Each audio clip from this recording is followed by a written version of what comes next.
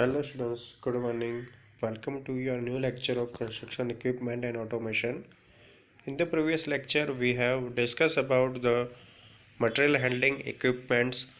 तो material handling equipments कौन कौन से होते हैं वो हमने देखा था, जिसमें क्रेन्स आती है, मतलब वर्टिकल मूवमेंट्स के मतलब इक्विपमेंट्स होते हैं, हॉरिजॉन्टल मूवमेंट्स के इक्विपमेंट देखे थे। तो ये सारे इक्विपमेंट्स जो मटेरियल को हैंडल करने के लिए काम आते हैं, यानी कि मटेरियल को एक जगह से दूसरी जगह ले जाने के लिए काम आते हैं, उसे मतलब लिफ्ट करने के लिए काम आते हैं, वो सारे इक्विपमेंट्स हमने लास्ट सेशन में देखे थे। तो एटलीस्ट हमने सभी टाइप के इक्विपमेंट्स जो थे वो देख रखे हैं अभी तक। जैसे कंक्रीट के रिगार्डिंग मटेरियल्स है, मटेरियल हैंडलिंग के है, होलिंग इक्विपमेंट्स है, एक्सकेवेटिंग इक्विपमेंट है, अर्थ मूविंग इक्विपमेंट्स है। ये सारे इक्विपमेंट्स जो है वो हमने देख रखे हैं। ओके, अभी के मतलब आगे के 5 लेक्चर्स में। तो आज के लेक्चर में हम क्या देखेंगे? तो आज के लेक्चर में हम देखेंगे कि मतलब जो इक्विपमेंट होता है उसमें 2 टाइप की कॉस्ट होती है, कॉस्ट ऑफ ऑपरेटिंग एंड और ओनिंग। ओके, तो ओनिंग और ऑपरेटिंग की जो कॉस्ट होती है वो हम कौन कौन से फैक्टर को मतलब माइंड में रख के कंसिडर करते हैं, वो हम देखेंगे आज के टॉपिक में। ओके स्टूडेंट्स, तो चलो चलते हैं आज के टॉपिक की ओर। तो आज का टॉपिक है cost of owning and operating of equipments. तो मतलब कोई भी मतलब इक्विपमेंट को हम अगर ओन करते हैं यानी कि हम खरीदते हैं, तो हम क्या फैक्टर को ध्यान में लेंगे, और अगर उसे हम ऑपरेट करते हैं यानी कि उसे ऑपरेटिंग उसका खर्च क्या आएगा वो देखेंगे। तो हम देखते हैं कि क्या होता है। तो इसमें 2 पार्ट इंक्लूडेड है, एक है जो आपका ओनरशिप का कॉस्ट है और दूसरा जो है वो आपका ऑपरेटिंग का कॉस्ट है। ओके, तो ओनरशिप के कॉस्ट में हम देखते हैं कि ओनरशिप में हमें कौन कौन सी चीज़ें जो है वो ध्यान में रखनी चाहिए कोई भी इक्विपमेंट परचेस करते टाइम।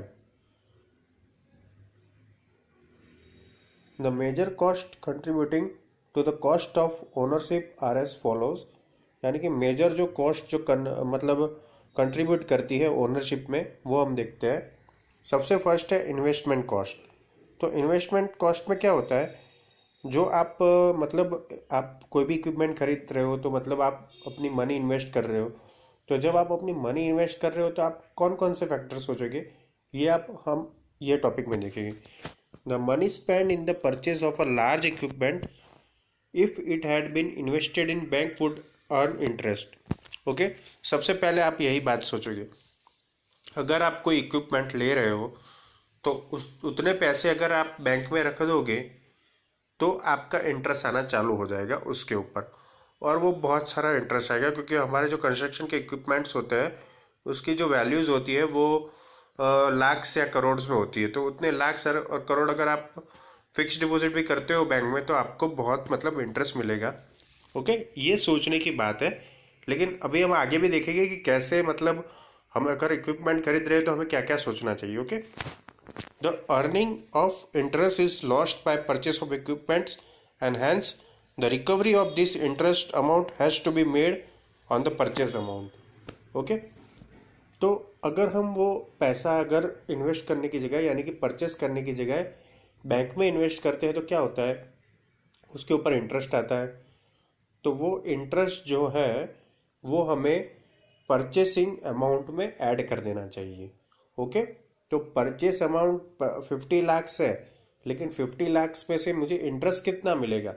सपोज अगर पर ईयर मुझे मतलब 50,000 लाख भी मिल रहा है, सोच लो, तो लाइफ टाइम जब वो चलेगा तो हमें टोटल कितना इंटरेस्ट देगा वो परचेस अमाउंट में ऐड कर देना चाहिए, क्योंकि हमें उतनी वैल्यू जो है वो मशीन से रिटर्न लेनी है। Okay, therefore the investment includes the interest on the money invested to the purchase equipment. Okay, तो इन्वेस्टमेंट जो है वो क्या इंक्लूड करता है, एक तो इन्वेस्टमेंट मनी तो बराबर है कि परचेसिंग जो अमाउंट है वो तो बराबर है, लेकिन उसके ऊपर बैंक में कितना आ जाएगा वो, तो वो दोनों को इंक्लूड करके आपको चलना है। कि अगर आप कोई 50 लाख का इक्विपमेंट खरीद रहे हो तो उसका कॉस्ट आपको 50 लाख ही रिकवर नहीं करना है मशीन से, आपको उसका जो कॉस्ट है वो इंटरेस्ट के साथ रिकवर करना है। ये बात सबसे पहले आपके माइंड में होनी चाहिए। Also the amount spend for taxes insurance and storage etc. have to be recovered as interest on the money from which the equipment is purchased. Only interest नहीं, अगर आप कोई भी इक्विपमेंट खरीदते हो तो आप टैक्सेस पे करते हो, ओके वो मतलब परचेसिंग अमाउंट से बियॉन्ड की वैल्यूज़ है, टैक्सेस है, वो मशीनरी या इक्विपमेंट लोगे तो उसका इंश्योरेंस भी आप लोगे, उसके स्टोरेज के लिए भी आपको जगह चाहिए, तो ये सारे में जो मतलब खर्चा बैठेगा आपका वो भी आपको ज्वाइन करना है परचेसिंग अमाउंट में. In most of the cases it may be taken as 10 to 50% of the average investment. Okay, यानी हमारा जितना एवरेज इन्वेस्टमेंट है उससे 10 से 15% ये खर्चा बढ़ जाता है. ओके, कोई भी इक्विपमेंट आप चूज कर लो कंस्ट्रक्शन के, उसमें 10 से 15% खर्चा जो है वो टैक्सेस, इंश्योरेंस और स्टोरेज एक्सेट्रा में चला जाता है. The average investment is considered because the capital cost does not remain the same due to depreciation. अब 10 to 15% क्यों गिनते हैं? क्योंकि हम इंश्योरेंस करवाएंगे तो आपको पता है कि धीरे धीरे उसकी वैल्यू मतलब कम होती जाएगी डेप्रिसिएशन के हिसाब से. तो डेप्रिसिएशन क्या है? तो डेप्रिसिएशन हम नेक्स्ट मतलब पॉइंट में पढ़ने वाले हैं, लेकिन मैं आपको बता दूं कि जो डे बाय डे आपका मतलब कोई भी इक्विपमेंट होता है उसकी वैल्यू जो है वो कम होती जाती है. तो जो वो वैल्यू कम होती है उसे हम डेप्रिसिएशन वैल्यू कहते हैं. जैसे कि मैंने एक कार खरीदी है आज 8 लाख में. ओके, 8 लाख में मैंने अगर कोई कार जो है वो परचेस की है, तो अगर मैं 3 या 4 साल यूज़ करता हूँ तो उसकी वैल्यू जो है वो 6 लाख हो गई होगी. फिर आगे टाइम जाएगा तो 4 लाख हो गई होगी. ओके, तो ये जो मतलब जो वैल्यू में एक मतलब जो डिक्रीमेंट हो रहा है उसे हम डेप्रिसिएशन बोलते हैं. तो ऐसा कंस्ट्रक्शन इक्विपमेंट में भी होता है. जब आप फ्रेश खरीदते हो तो उसका वैल्यू ज़्यादा होता है, और जब आप उसे यूज़ करते हो तो उसका डेप्रिसिएशन होता है. ओके, तो डेप्रिसिएशन के हिसाब से उसका टैक्स, इंश्योरेंस भी कम आएगा, तो उसकी वजह से ये 10 to 15% हम एवरेज इन्वेस्टमेंट गिनते हैं. If S is equal to 0, S यानी सैल्वेज वैल्यू. ओके, अब ये सैल्वेज वैल्यू क्या है? तो मतलब जो वैल्यू हमें उसके मेंटेनेंस या उसमें देनी पड़ती है उसे हम सैल्वेज वैल्यू बोलते हैं. तो if S is equal to 0, average investment is equal to 1 + n divide by 2n multiply by P. Okay, तो पी जो है वो प्रिंसिपल अमाउंट है, कैपिटल कॉस्ट है, यानी कि वो मशीन या इक्विपमेंट खरीदने की टोटल वैल्यू है. एन जो है वो आपका यूजफुल लाइफ इन ईयर्स, यानी वो मशीन जो है वो कितने साल चलेगा वो साल के नंबर्स हैं. सपोज कोई मशीन 10 साल चलता है, कोई मशीन 20 साल चलता है, तो एन जो है वो नंबर ऑफ ईयर्स है. ओके, एंड एस जो है वो सैल्वेज वैल्यू है. तो अगर सैल्वेज वैल्यू 0 है, ओके, तो ये इक्वेशन हम यूज करेंगे 1 + n divide by 2n multiply by p. और अगर आपका s जो है, if s is not equal to 0, then average investment is equal to f n-1 plus p n+1 divide by 2n. Okay, तो f जो यहाँ पे है वो सैल्वेज वैल्यू मैंने लिखा है. तो आगे का जो s है वो स्क्रैप को रिफर करता है, यानी कि स्क्रैप वैल्यू अगर 0 है तो आपको इस हिसाब से करना है. अब स्क्रैप वैल्यू यानी कौन सा? तो देखो, कोई भी कार का ही मैं एग्जांपल लूँगा कि कार जो है वो मैंने परचेस की 8 लाख में, वो 15 साल के बाद यानी कि आरटीओ अथॉरिटी जो है वो ख़त्म होने के बाद वो कार जो है वो स्क्रैप के भाव में चली जाती है. तो स्क्रैप पे भी आपको कुछ भाव मिलता है, यानी वो जैसे भंगार बोलते हैं, तो वो भंगार का जो वैल्यू आता है उसे हम स्क्रैप वैल्यू बोलते हैं. ओके, तो स्क्रैप वैल्यू जो है अगर 0 हो तो ऊपर का इक्वेशन यूज करेंगे हम 1 + n divide by 2n multiply by p. And if s is not equal to 0, s का वैल्यू 0 नहीं है, तो आपका जो एवरेज इन्वेस्टमेंट है वो f n-1 plus p n+1 divide by 2n. तो ये इक्वेशन जो है वो हम यूज़ करते हैं जिसमें f है आपकी सैल्वेज वैल्यू. ओके, ये इक्वेशन के एग्जाम्पल नहीं आते हैं, लेकिन आपको सिर्फ याद रखना है टॉपिक के रिगार्डिंग. अब सेकंड कॉस्ट है डेप्रिसिएशन कॉस्ट. देखो, फर्स्ट हमने देखा इन्वेस्टमेंट कॉस्ट, यानी कि इन्वेस्टमेंट कॉस्ट पे क्या क्या फैक्टर्स आते हैं, और सेकंड हम देखेंगे डेप्रिसिएशन कॉस्ट. तो डेप्रिसिएशन कॉस्ट पे क्या होता है देखते हैं. The depreciation can be defined as the decrease or loss in the value of equipment due to use, life, wear and tear, decay and obsolescence. यानी कि डिक्रीज और loss in the value of the equipment. Okay, किसकी वजह से? Due to use, उसके मतलब uses की वजह से, उसकी लाइफ की वजह से, उसके जो वेयर एंड टेयर हो रहे हैं यानी कि उसका जो हम यूज़ कर रहे हैं उससे उसका जो घसारा होता है वो, डीके यानी कि वो कोई जगह पे अगर उसको सड़ा बड़ा या ऐसा कुछ लग गया हो मटेरियल को ऐसा, तो एंड ऑब्सोलेंस या उसका ट्रेंड चला गया हो, तो ऐसे कोई रीज़न की वजह से अगर उसकी कीमत जो है यानी कि उसकी जो मेन वैल्यू है प्रिंसिपल कॉस्ट वो कम हो रही है तो उसे हम डेप्रिसिएशन बोलेंगे. After a certain years of working the equipment will worn out and reaches a scrap value. Okay, जैसे मैंने कार का एग्जांपल में बोला कि अगर आप 1-2 साल यूज़ करोगे तो आपकी जो वैल्यू है वो 1-2 लाख कम होगी, 8 लाख पे से. ज़्यादा यूज़ करोगे तो ज़्यादा कम होगी. लेकिन एक टाइम पे यानी कि 15 साल के बाद कोई भी कार होती है उसकी आरटीओ रजिस्ट्रेशन जो अथॉरिटी होती है वो 15 ईयर्स की होती है. ओके, तो 15 ईयर्स के बाद वो स्क्रैप वैल्यू का बन जाता है कि वो जो है वो स्क्रैप गिनाता है. तो ऐसे ही मतलब कंस्ट्रक्शन इक्विपमेंट में भी होता है कि वो एक लाइफ के बाद, सर्टेन लाइफ के बाद, वर्किंग के बाद वो स्क्रैप पे तब्दील हो जाते हैं और स्क्रैप की जो वैल्यू आती है उसे हम स्क्रैप वैल्यू बोलते हैं. This will require replacement. Okay, तो स्क्रैप पोजीशन पे आके क्या करना चाहिए, हमें वो इक्विपमेंट जो है वो रिप्लेस करना पड़ेगा. For this a fund has to be build up, और उसके लिए हमें क्या चाहिए? फंड चाहिए. This fund is built up by what is called depreciation. तो ये जो फंड हम मतलब इकट्ठा करते हैं वो मशीन के लिए उसे हम डेप्रिसिएशन बोलते हैं. ओके, तो डेप्रिसिएशन अब आपको यहाँ पूरा समझ में नहीं आया होगा स्टूडेंट्स, मैं समझाता हूँ अपने हिसाब से. सपोज आपने एक कार खरीदी है 8 लाख में, वही एग्जांपल, 1 साल यूज़ करोगे तो उसकी वैल्यू कम होगी, 2 साल करोगे कम होगी. लेकिन आपको पता है कि 15 ईयर्स के बाद आपको वो कार चेंज करनी है, तो आप अभी से क्या करोगे? थोड़ा थोड़ा जो फंड है वो पर मंथ या पर ईयर जो है वो साइड में रखोगे अपनी मतलब इनकम में से, टोटल इनकम में से. ओके, तो वो फंड धीरे धीरे जाके 15 साल पे उतना हो गया होगा कि आप उस टाइम की जो भी कार हो मतलब 8 लाख के कॉरस्पॉन्डिंग वो खरीद सको. ओके, तो ऐसे जो हम कॉस्ट मतलब जो बिल्टअप करते हैं, मतलब जो इकट्ठा करते हैं उसे हम डेप्रिसिएशन बोलते हैं. ओके, तो डेप्रिसिएशन गिनने का फ़ायदा क्या हुआ? यही कि at the end of working life of equipment और automobile car you will get new by built up this depreciation fund. The owner of the equipment who fails to include in his estimate a reasonable amount for depreciation will find after certain years that he has no money with which he can replace the worn out equipment. यानी कि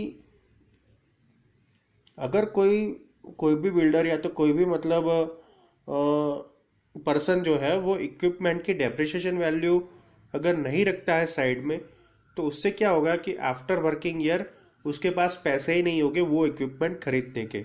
okay, देखो हम कभी ऐसा नहीं सोचते हैं car लेते समय कि अगर ये कार 15 साल के बाद क्या होगा ये कार का, और मेरे पास उतने पैसे होंगे कि नहीं. ओके, लेकिन जब आप बिजनेस कर रहे होते हैं तब आपको ये सोचना चाहिए, क्योंकि 15 ईयर्स के बाद भी आपको बिजनेस तो करना ही है, तो उसके लिए आपको फंड जो है वो रेज करना ज़रूरी हो जाता है. ओके, तो ये सारी चीज़ें जो है वो हम ध्यान में रखते हैं ओनरशिप में. In case of construction equipment the straight line method of depreciation is usually adopted. अब डेप्रिसिएशन कैलकुलेट करने की बहुत सारी मतलब मेथड्स है, उसमें से एक है स्ट्रेट लाइन मेथड. तो स्ट्रेट लाइन मेथड में क्या होता है? Depreciation in respect of new machines chargeable to the work shall be based on hourly basis. यानी कि वो हावरली बेस पे हम कैलकुलेट करते हैं.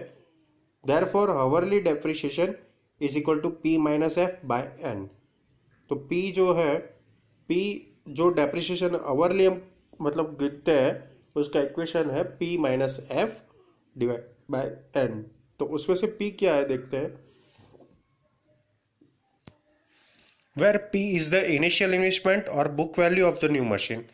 New machine की book value, F is the salvage value and N is the lifespan of the machine in years.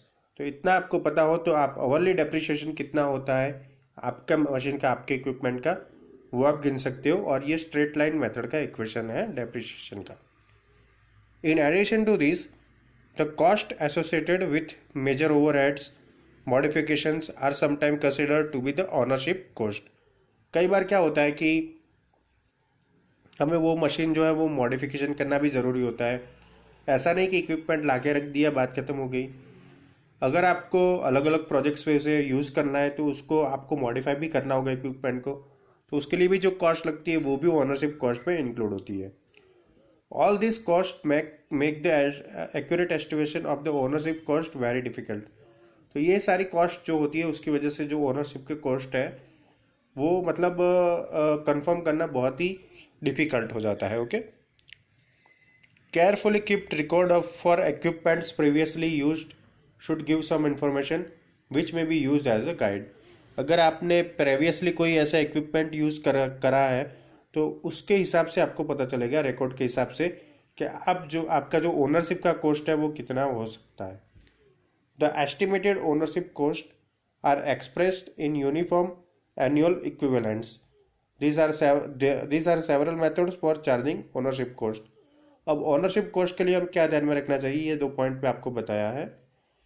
To charge per hour of use based on an expected use rate per year, यानी कि per hour use कितना उसका charge हो रहा है और उसके हिसाब से पूरे साल का कितना होता है एक्सपेक्टेड यूज, वो गिनना चाहिए।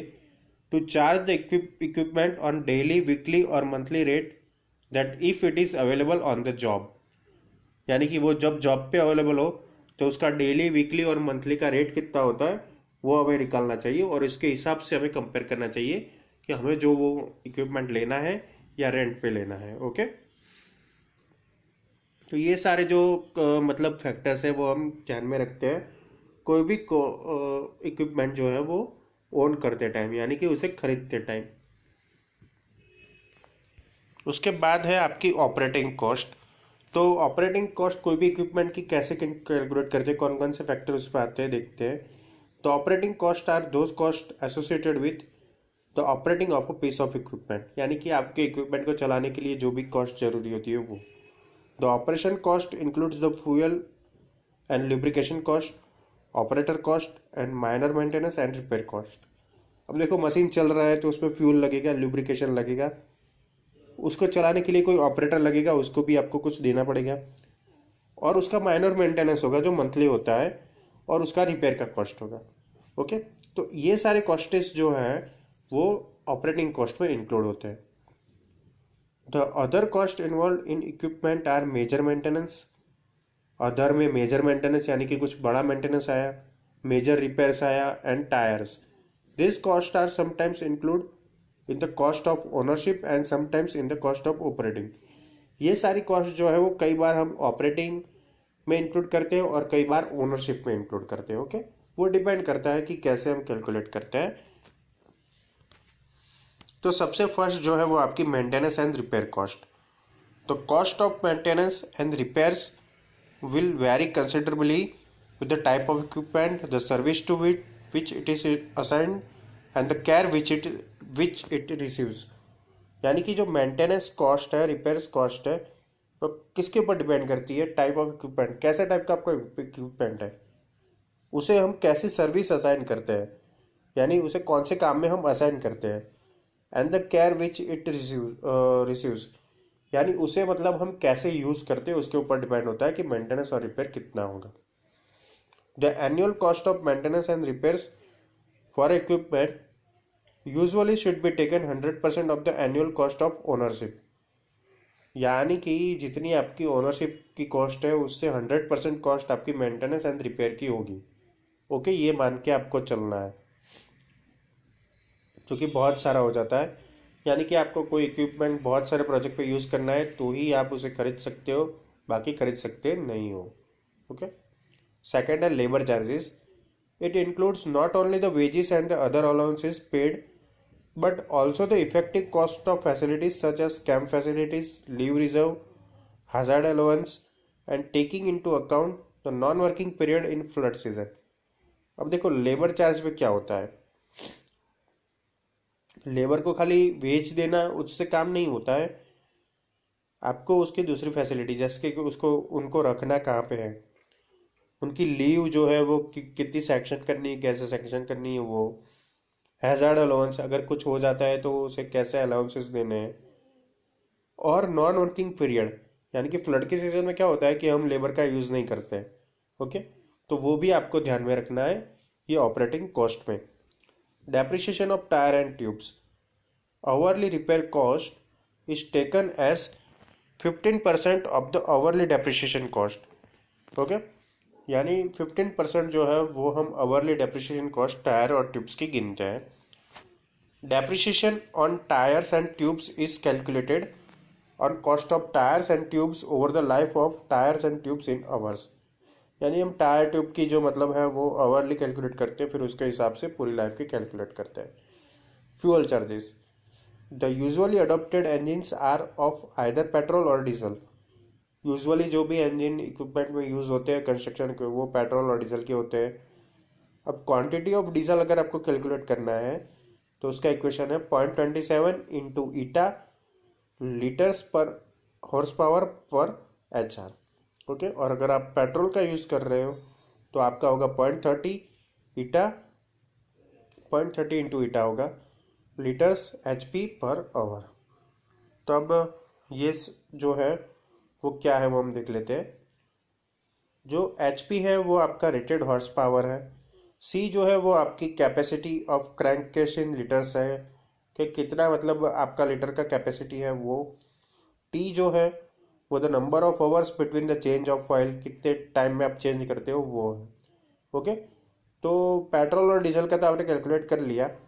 ये क्वांटिटी ऑफ लुब्रिकेटिंग ऑयल है, तो क्वांटिटी ऑफ लुब्रिकेट आपको ऑयल कितना चाहिए होगा उसका इक्वेशन है, तो horse power multiply by eta multiply by 0.0027, और ये सारी क्वांटिटी को हमें डिवाइड करना है 0.74 से, प्लस उसमें C/5T जो है वो ऐड कर देना है। ओके, तो उससे आप जो है वो क्वांटिटी ऑफ लुब्रिकेटिंग ऑयल जो है वो कैलकुलेट कर सकते हो। अब ये इस इक्वेशन में ईटा जो है सारे इक्वेशंस में वो जो है उसकी वैल्यू फिक्स है, वो कांस्टेंट है, उसकी वैल्यू है 0.6 फॉर कंस्ट्रक्शन इक्विपमेंट्स, ये आपको याद रखना है। सो ऑप्टिमम फ्यूल कंजप्शन जो होगा आपका जो कम से कम वो होगा 0.5 multiply by BHP multiply by C double dash multiply by 4.5, ये सारे को हमें डिवाइड करना है 8.26 से, और उसका जो यूनिट होगा वो होगा लीटर्स पर आवर में। तो ये सारे जो इक्वेशंस है वो आपको याद रखने हैं कि क्या क्या ऑप्टिमम फ्यूल कंजप्शन होता है, क्वांटिटी ऑफ लुब्रिकेटिंग ऑयल क्या होगी, क्वांटिटी ऑफ पेट्रोल क्या होगा, क्वांटिटी ऑफ डीजल क्या होगा। ओके, उसके बाद है operators and maintenance crew charge. अब इक्विपमेंट लिया है तो उसे ऑपरेट करने के लिए भी स्टाफ चाहिए होगा, तो उसका कैलकुलेशन कैसे करते देखते हैं। This is nothing but handling charges for the particular machine and is analyse based on hourly use rate. Hourly कितना हम यूज़ करते हैं उसके ऊपर डिपेंड करता है कोई भी machine. The crew charges are worked as per actual annual cost over the operational hours during the year. During the year कितने आवर्स वो ऑपरेट हो रहा है उसके ऊपर डिपेंड करता है। Hourly cost category of worker is equal to monthly salary into 12 divide by annual operation cost hours of the machine.